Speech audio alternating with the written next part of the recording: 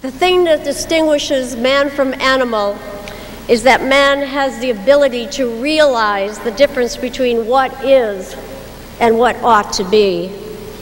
Ever since childhood, I understood the power of the human mind, the power of ideas, and I've lived with that conviction my entire life, and it has served me well.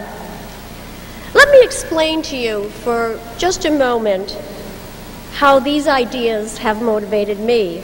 And since we're here today at the College of Communications, Arts and Sciences, I think I'll use an example of how science and the art of communication combined to transform an industry. Now, I think it may be difficult for you sitting here today to imagine the television landscape in 1968. The television industry boasted 3 television networks, a few independent television stations, and really nothing else. I think that most of you sitting here today, looking back at historical times of 1968, would consider it a forbidding and barren landscape. But really, that's not how it was perceived at the time. Most people thought 3 broadcast networks was just plenty enough. Who could possibly need more?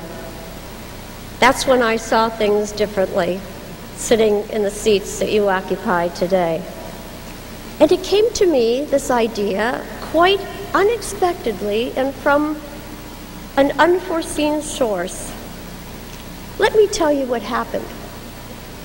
It was 1966, and I was a student traveling in Europe between my junior and senior year, and I was a party girl. I was having a great time. I mean, it's not to have a great time traveling in Europe, you know, when you're a college student.